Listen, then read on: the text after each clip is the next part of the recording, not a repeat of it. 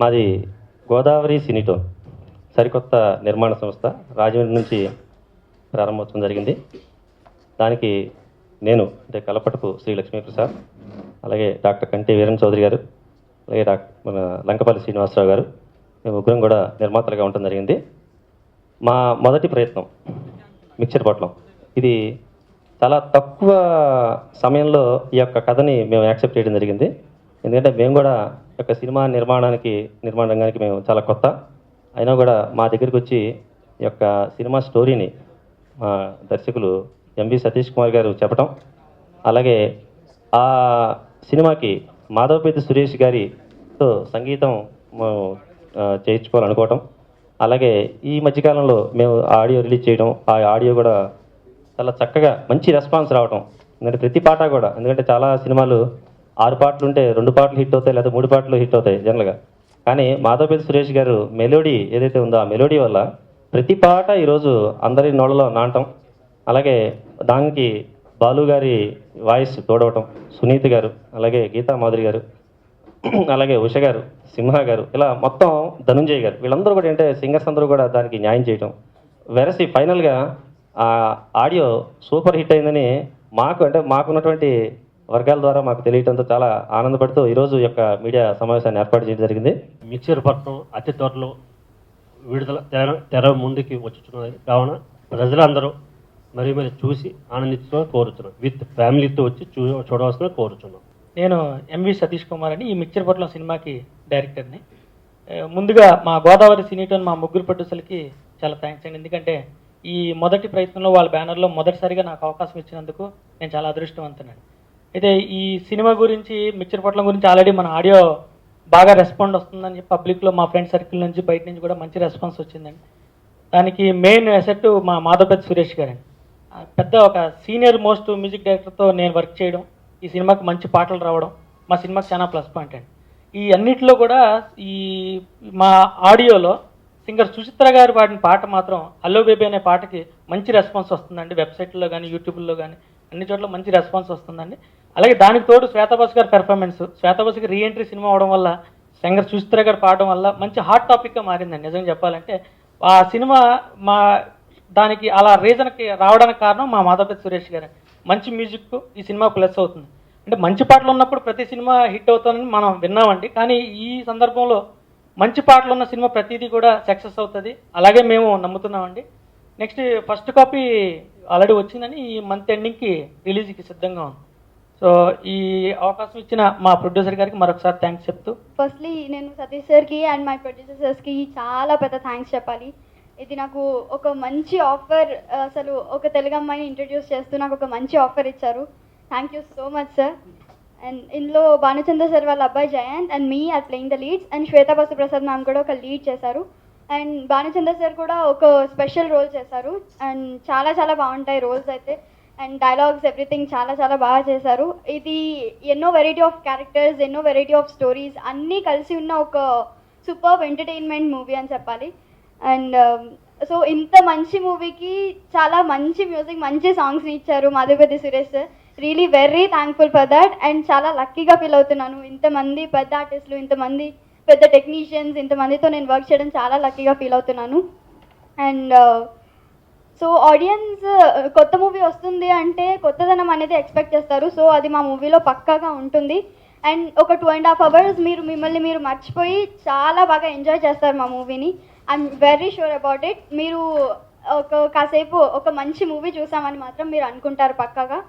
And media, audience, మీ అందరి support and blessings మాకు ఎప్పుడూ ఉండాలని ఆశిస్తున్నాను. అండ్ గోదావరి సినీటోన్ ఇంకా ఇలానే ఎన్నో ప్రాజెక్ట్స్తో ముందుకు వెళ్ళాలని, అండ్ తెలుగు అమ్మాయిని కూడా ఇంకా ఎంతోమంది ఇంట్రడ్యూస్ చేయాలని కోరుకుంటున్నాను. Thank you so much. రాజమండ్రిలో సౌత్ ఇండియాలోని మొట్టమొదటి ఫిల్మ్ స్టూడియో స్థాపించబడిందండి. నార్త్ ఇండియాలో కలకటాలో, సౌత్ ఇండియాలో రాజమండ్రిలో. దాని పేరు దుర్గా సినీటోన్.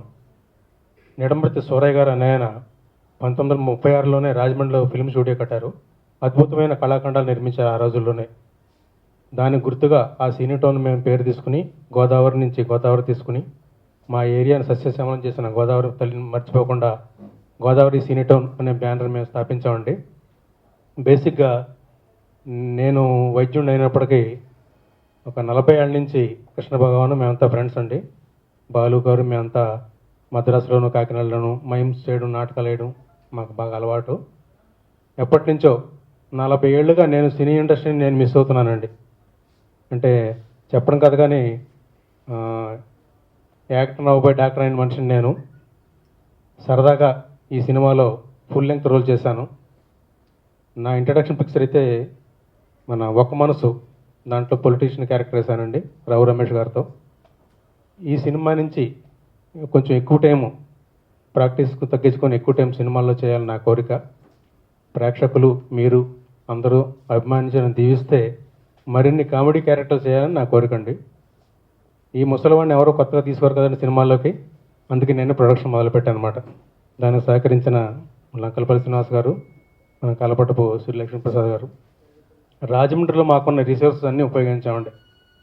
మా ఇళ్ల కాడి నుంచి, మా ఫ్రెండ్స్ హౌస్ల కాడి నుంచి, మా కజిన్స్ హోటల్ కాడి నుంచి, మాకున్న 15 హార్లీ డేవిడ్సన్ వెహికల్స్ కాడి నుంచి, మాకున్న 20 సైకిళ్ళు కాడి నుంచి, ఎవ్రీథింగ్ మాకున్న A to Z అన్నీ ఉపయోగించి సగటు ప్రేక్షకునికి సినిమా నచ్చేలాగా ఎంతో ప్రయత్నం చేశామండి. దానికి మా మాధవపతి సురేష్ గారు, బాలు గారు ఎంతో సహకరించారు. పైనుంచి బాపు రమణ గారు మమ్మల్ని దీవిస్తారని 100% నమ్ముతున్నాం మేము. బాపు గారికి ఏకాలు శిష్యులు మేము రాజమండ్రిలో.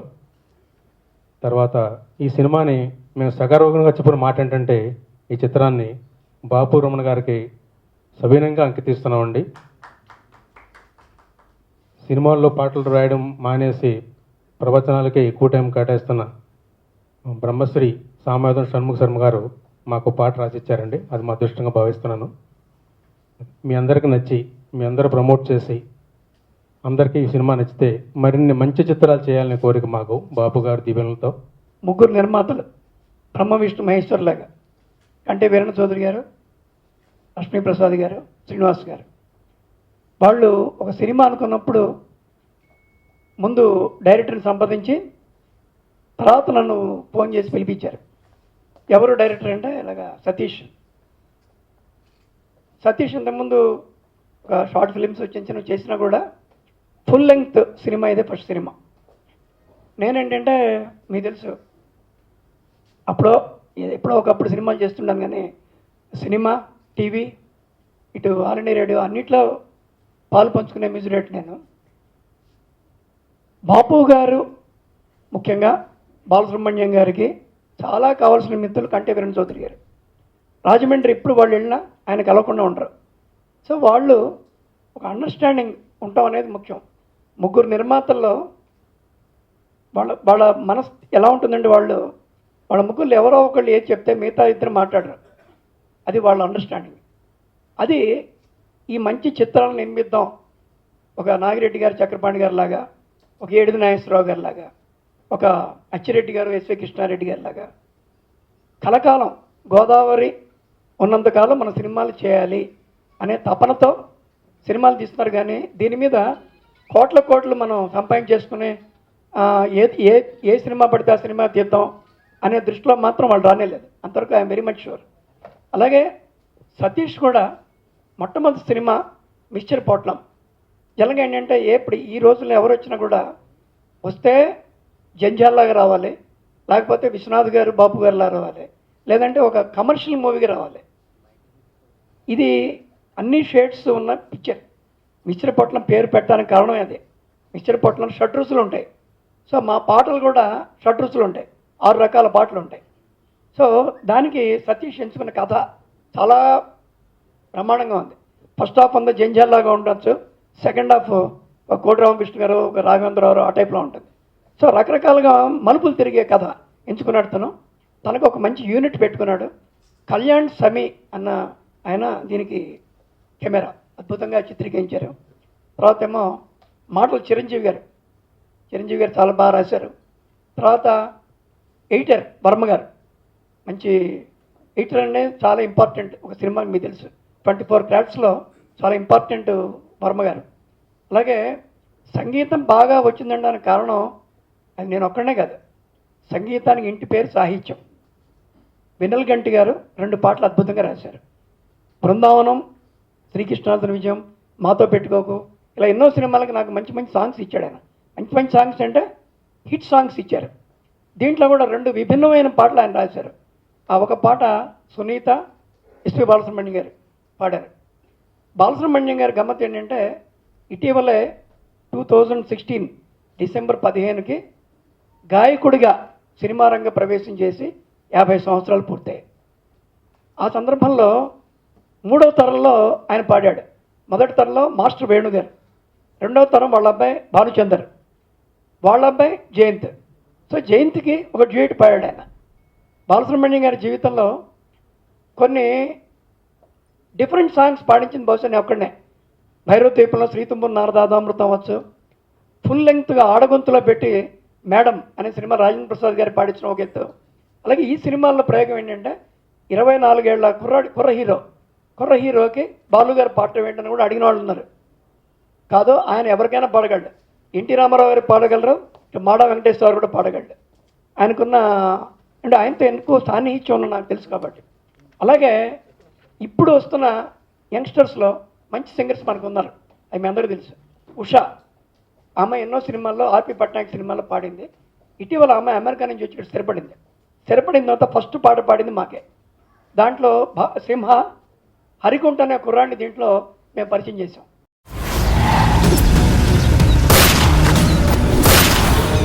ఈ ఫారెస్ట్ మొత్తం 26 కిలోమీటర్స్ మా అధీనంలో ఉంది.